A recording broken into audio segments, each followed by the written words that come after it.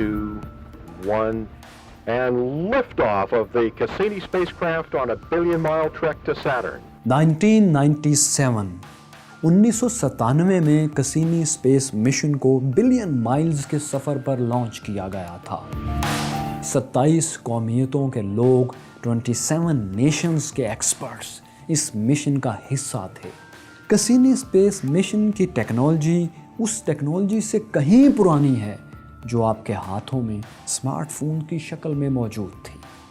आज से 3 साल पहले इसका मिशन ख़त्म होने वाला था, लेकिन इसके ज़िम्मे ऐसा काम लगा दिया गया जिसके लिए इसे बनाया ही नहीं गया था। इसे इस खूबसूरत तरीन सैयारे सैटर्न ज़ुहल के इन दायरों के दरमियान से यूं गुजरना था कि इसके गिर्द घूमते अरबों खरबों पत्थरों में से एक भी इससे टकरा ना सके।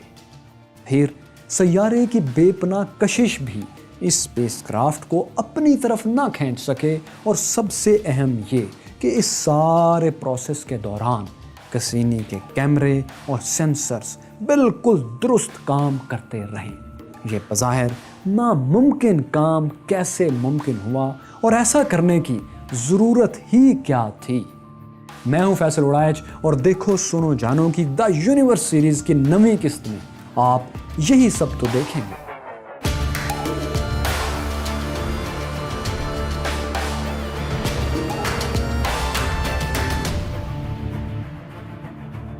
हमारे सोलर सिस्टम निज़ाम शमसी का नगीना ये सैयारा ज़ुहल प्लैनेट सैटर्न है। यहाँ दिन 11 घंटे का और साल ज़मीन के हिसाब से 29 बरस का होता है, 29 ईयर्स।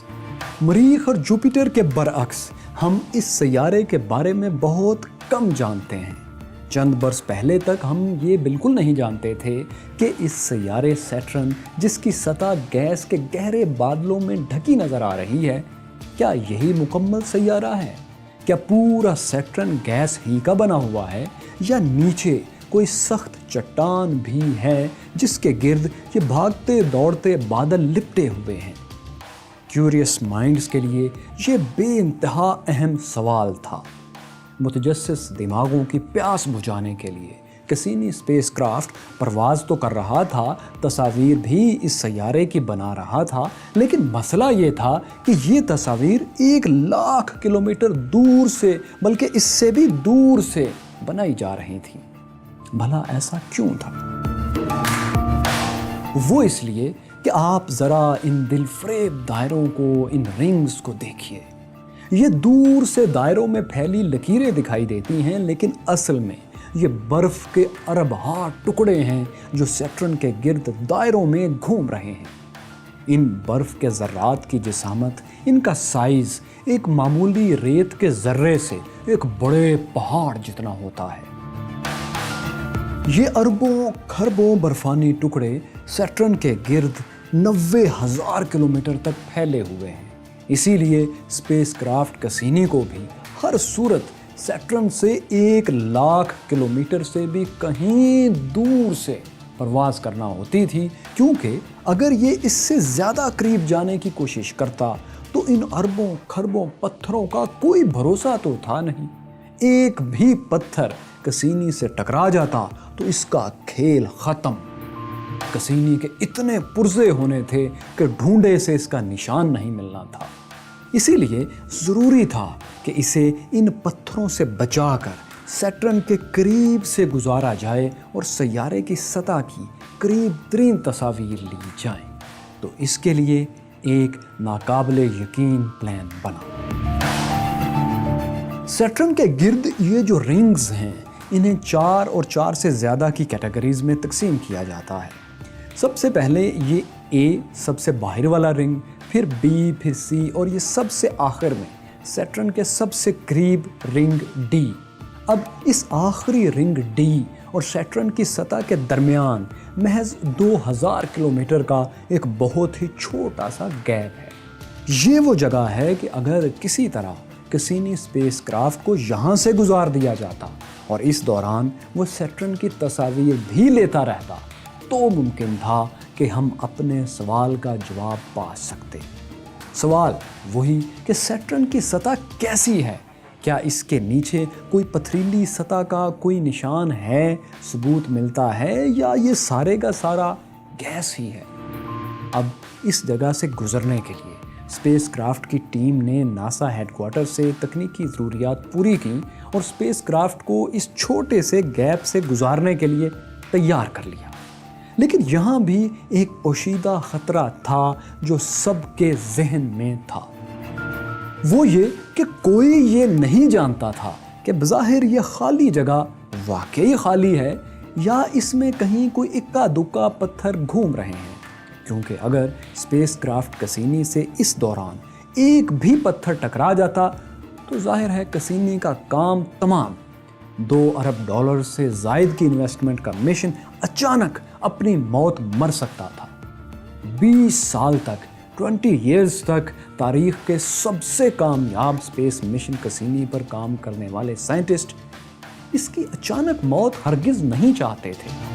اسی لیے 26 اپریل 2017 کی ایک رات ناسا کے ایک کھلے ہال میں کسینی مشن کی ٹیم انگلیاں منہ میں دبائے ایک سگنل کا انتظار کر رہی تھی۔ اگر سیٹرن اور اس کے آخری رنگ کے درمیان سے کسینی کی ڈائیو کامیاب رہتی تو اسے ہیڈ کوارٹر میں ایک سگنل بھیجنا تھا۔ اس سگنل کو 1 ارب 49 کروڑ کلومیٹر دور سیٹرن سے زمین تک پہنچنے میں 80 منٹس چاہیے تھے۔ لیکن اگر یہ ڈائیو ناکام رہتی تو یہ سگنل موصول نہیں ہونا تھا، جس کا مطلب تھا کہ کسینی کسی برفیلے پتھر سے ٹکرا کر یا سیٹرن کی کشش کا شکار ہو کر اچانک مر گیا ہے۔ تو ہوا یہ کہ آدھی رات کے بعد یہ سگنل موصول ہو گیا۔ کسینی کامیابی سے سیٹرن کے بہت ہی قریب سے گزر گیا تھا، اتنے قریب سے کہ سیارے کے اتنے قریب آج تک کوئی نہیں گیا تھا۔ یہاں سے سیٹرن کیسا دکھائی دیتا ہے یہ بھی دیکھیے، اور سیٹرن سنائی کیسا دیتا ہے یہ بھی سنیے۔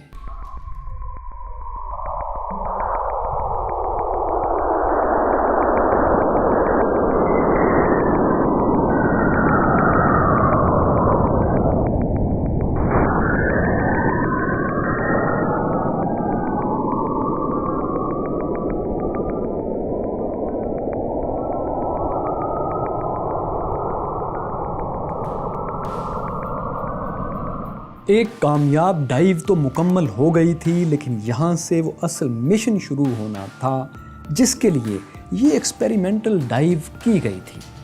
وہ اصل مشن کیا تھا؟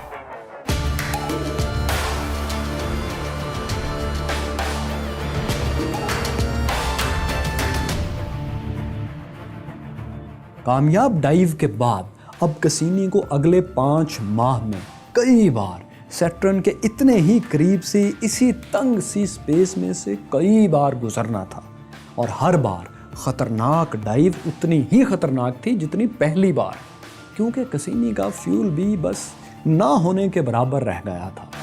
سپیس میں چونکہ فیول بہت کم چاہیے ہوتا ہے، اس لیے کسینی اس جگہ سے سیٹرن کے گرد 22 چکر لگانے میں بہرحال کامیاب رہا۔ کسینی کے 20 سالہ مشن کے بدولت ہم نے بہت کچھ جانا۔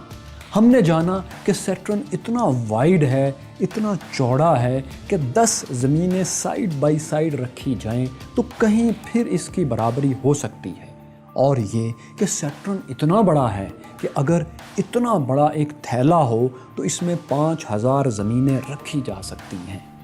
اب ایک طرف سیٹرن زحل اتنا بڑا اور دیو ہیکل ہے تو دوسری طرف اتنا ہلکا کہ اس سے بڑے سائز کا اگر ایک سمندر ہو اور سیٹرن کو اس میں پھینک دیا جائے تو یہ اس کی سطح پر ایک فٹ بال کی طرح تیرنے لگے گا۔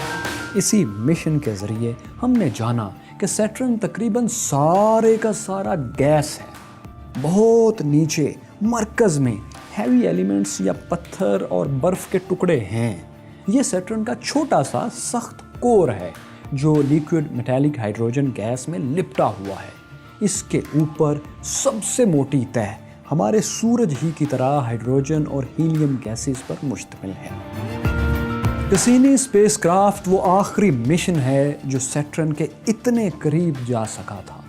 ستمبر 2017 ہی وہ سال تھا جب کسینی مشن کو مکمل اور اسپیس کرافٹ کو تباہ کیا جانا تھا۔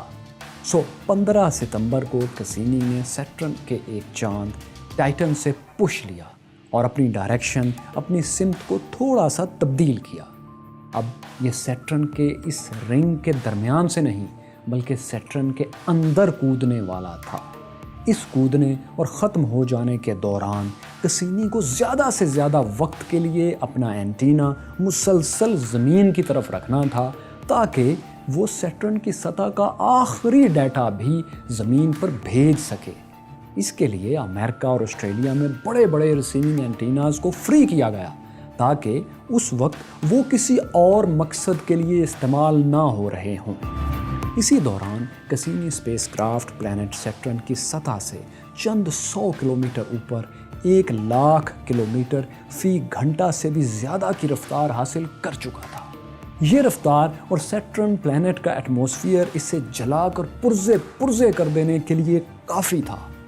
کسینی 20 سال کی مصروف اور کارآمد زندگی گزار کر اسی سیارے کی فضا میں ریزہ ہو گیا جسے جاننے کا مشن اسے سونپا گیا تھا۔ اب وہ ہمیشہ کے لیے سیٹرن کے ایٹماسفیئر کا حصہ تھا جہاں اب کوئی اسے ڈھونڈنا بھی چاہے تو نہ ڈھونڈ سکے۔ وجہ یہ ہے کہ سیٹرن کا ایٹماسفیئر زمین کی نسبت کہیں گہرا اور طاقتور ہے۔ اتنا طاقتور ایٹماسفیئر ہے کہ وہ سنگلاخ پہاڑوں تک کو کچل کر ریت بنا سکتا ہے، تو پھر یہ چند ٹن کا کسینی اسپیس کرافٹ کس کھیت کی مولی تھا۔ ہمارا 20 سال تک کا curious fellow Cassini space craft اب کہیں نہیں ہے۔ This has been an incredible mission, an incredible spacecraft, and you're all an incredible team. I'm going to call this the end of mission. Project Manager off the net.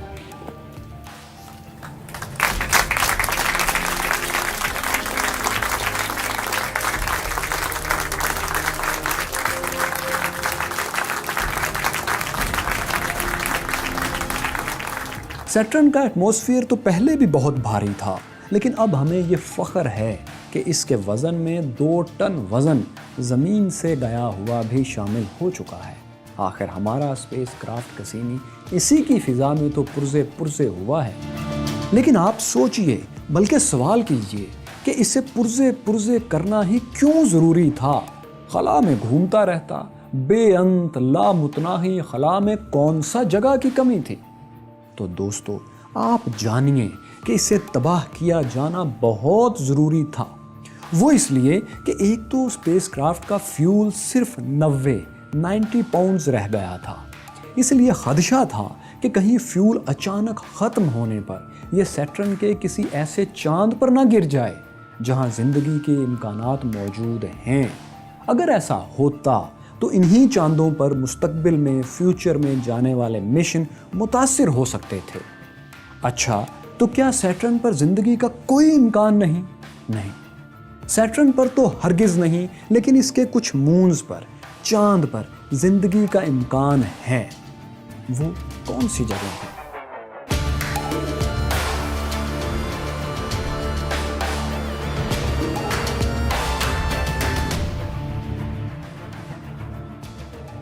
یہ Cassini ہی کی ایک حیرت انگیز دریافت سیٹرن کا چاند Titan ہے۔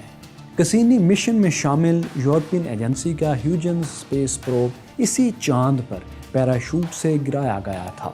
اس سارے مشن سے ہمیں پتہ چلا تھا کہ ٹائٹن کی سطح پر ایسے گول پتھر ہیں جیسے پانی کی جھیلوں یا دریاؤں میں ہزاروں سال پانی کے بہتے رہنے سے بنتے ہیں۔ ٹائٹن پر آج بھی نیلے سمندر ہیں اور بہت سی جھیلیں موجیں مار رہی ہیں۔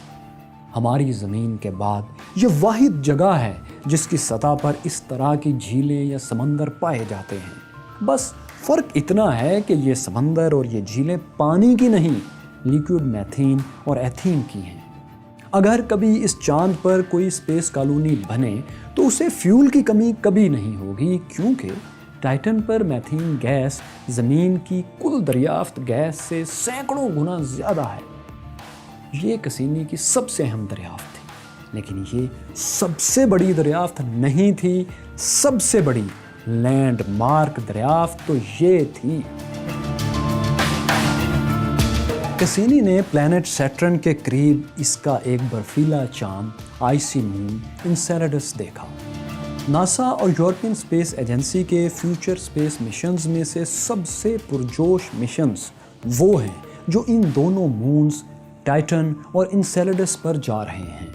ٹائٹن مشن میں تینوں چیزیں شامل ہیں: ایک فلائی بائی سیٹلائٹ جو ٹائٹن کے گرد چکر لگائے گا، پھر ایک غبارہ نما اسپیس کرافٹ جو ٹائٹن کے ایٹماسفیئر پر تیرے گا اور اس کے بادلوں میں سے گزرے گا، جبکہ تیسرا لینڈر مشن ہوگا جو ٹائٹن کی جھیلوں پر لینڈ کرے گا اور پانی پر تیرے گا یا زمین پر حرکت کرے گا۔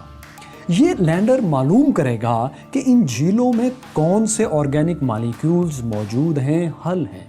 سیٹرن کے دوسرے چاند انسیلاڈس مون پر بھی ایک مشن جا رہا ہے۔ یہ چاند ٹائٹن سے بہت ہی چھوٹا ہے، ننھا منا سا انسیلاڈس چاند، لیکن یہ بہت ہی چمکدار ہے۔ اس کی سطح پر برف کی موٹی تہہ ہے اور اس تہہ کے نیچے یوروپا ہی کی طرح گہرا سمندر ہے۔ یہ ہم اس لیے کہہ سکتے ہیں کہ اس کی سطح سے، سرفیس سے پانی کے فوارے پھوٹتے کسینی اسپیس مشن دیکھ اور دکھا چکا ہے۔ تو مائی کیوریس فیلوز، اگر ہم آپ کو بتائیں کہ سیٹرن وہ آخری سیارہ تھا جسے ہمارے آباء و اجداد جانتے تھے، تو آپ کو کیسا لگے گا؟ یہ ایک حقیقت ہے کہ سیٹرن وہ آخری سیارہ ہے جو زمین سے بغیر کسی دوربین کے نیکڈ آئی سے، خالی آنکھ سے دیکھا جا سکتا ہے۔ اس کے بعد یہ دائرے میں گھومتا نیلا سیارہ ہے جو ابھی کل کی دریافت ہے۔ 1781 میں جب اتفاقی طور پر ایک امیچور ایسٹرونومر جو بیسیکلی ایک میوزیشین تھا، ولیم ہرشل، اس نے اسے دریافت کیا۔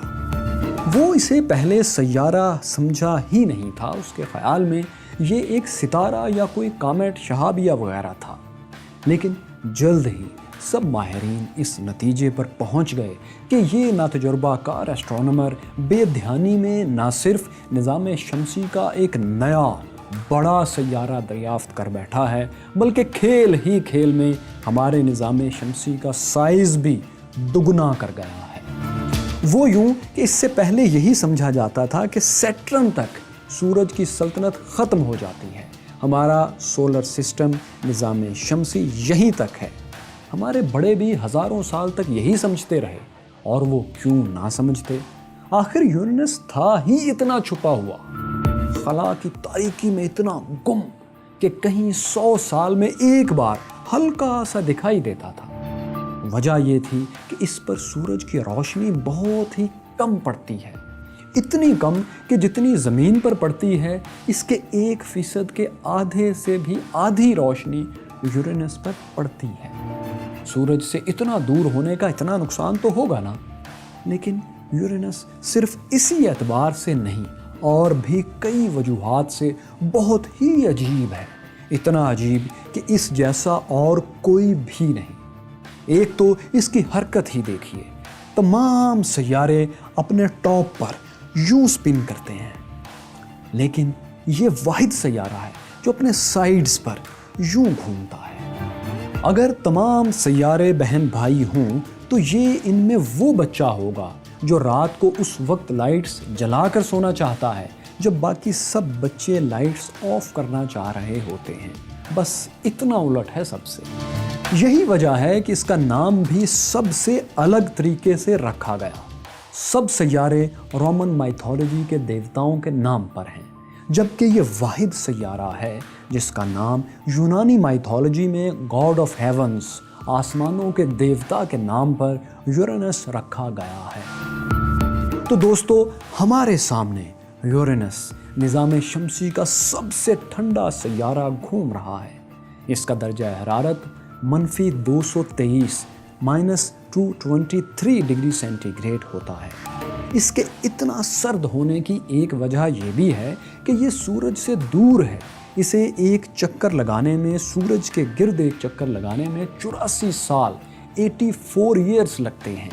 یعنی اگر آپ اس سیارے پر ہوں تو آپ کو سارے موسم دیکھنے کے لیے کم از کم 80 یا 90 سال کا ہونا پڑے گا زمین کے حساب سے۔ 1986 میں 1986 میں اسے پہلی بار اور اب تک آخری بار بہت قریب سے ایک لیجنڈری اسپیس مشن وائجر 2 نے دیکھا تھا اور یہ تصاویر بنائی تھی۔ وائجر 2 نے یورینس کے پاس سے گزرتے ہوئے اس کے 10 نئے چاند بھی دریافت کیے تھے۔ یورینس کے کل 27 معلوم چاند ہیں، لیکن ان میں سے یہ مرانڈا بہت بھدا سا ہے، اتنا بھدا کہ پورے نظام شمسی میں اتنا بد شکل چاند اور کوئی بھی نہیں۔ اسے دیکھیں تو یوں لگتا ہے کسی نے میلے ناخنوں سے مٹی میں اٹے ہوئے سخت جمے ہوئے مکھن کی کوئی گیند کھروچ کر پھینک دی ہو۔ پھر ستم یہ ہے کہ کھرچنے والے کے ناخن اتنے گہرے ہوں کہ ایک جگہ پر 12 میل تک دھس گئے ہوں۔ سائنسدانوں کا خیال ہے کہ یہ بھدے نشانات کسی دوسرے چاند یا پاس سے گزرتے کسی پتھر کے ٹکرانے سے بنے تھے، لیکن اب مشاہدہ ہے کہ یہ زخم دھیرے دھیرے بھر رہے ہیں، مندمل ہو رہے ہیں۔ لیکن مرانڈا کو انسیلیڈس یا یوروپا جیسا ہموار ہونے میں ابھی کروڑوں سال اور لگیں گے۔ لگتے ہیں تو لگتے رہیں۔ آپ یہ بتائیے، کیا آپ دبئی کے برج الخلیفہ سے نیچے کود سکتے ہیں؟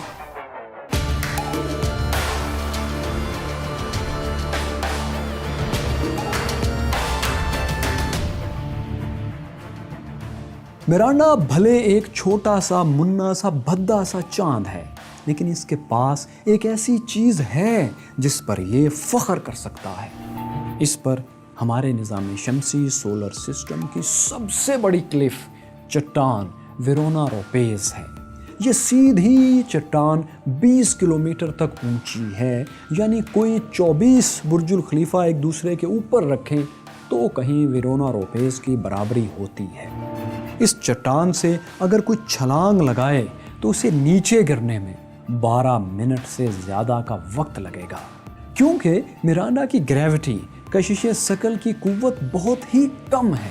لیکن جیسے جیسے گرنے والا نیچے آئے گا اس کی رفتار زیادہ ہوتی چلی جائے گی۔ اس لیے اگر آپ کبھی مرانڈا پر چلے جائیں تو کسی ایڈونچر کے چکر میں اس چٹان سے کودنے کی کوشش نہ کیجیے گا، کیونکہ اس کا ایٹماسفیئر ہے ہی نہیں۔ گرتے گرتے رفتار بہت زیادہ ہو جائے گی، یہاں تک کہ اگر آپ کے پاس پیراشوٹ ہے تو وہ بھی کام نہیں کرے گا۔ ہاں، اگر آپ کا کوئی دوست نیچے بہت بڑا اور نرم گدا رکھ دے تو زندگی بچ سکتی ہے۔ اب ذرا اس تصوراتی ایڈونچر کو دماغ سے جھٹک دیجئے اور اس دوست کا نام بھی سوچنا چھوڑ دیجئے جو آپ کے لیے یہاں ایک گدے کا بندوبست کرے گا، اور اس مجسمے کو دیکھیے۔ یہ ایک ایسے ایسٹرونومر کا مجسمہ ہے جس نے نوٹ کیا کہ پلانٹ یورینس نیوٹن کی بالکل عزت نہیں کرتا۔ پلانٹ یورینس کی حرکت نیوٹن کے قوانین کے مطابق نہیں ہے۔ سائنس میں ایسا ممکن نہیں تھا کہ کوئی حرکت کرتا جسم نیوٹن لاز کی خلاف ورزی کر سکے، اس کے الٹ جا سکے یا اس میں رد و بدل کر سکے، لیکن ایسا تو ہو رہا تھا۔ پلانٹ یورینس مسلسل نیوٹن کے لاز کو غلط ثابت کر رہا تھا اور بتا رہا تھا کہ کوئی ہے جو نیوٹن کے قوانین کو چیلنج کر سکتا ہے۔ وہ کون تھا، وہ کون ہے جو نیوٹن لاز سے کھیل رہا تھا؟ یہ جاننے کے لیے کل کائنات کی اگلی قسط یہاں دیکھیے۔ یہاں کل کائنات کی دوسری قسط میں جانیے کہ ہمیں آسمان نیلا کیوں دکھائی دیتا ہے، اور یہ رہی کروڑوں میل دور اس چاند کی کہانی جس کی برف کے نیچے مچھلیاں بھی ہو سکتی ہیں۔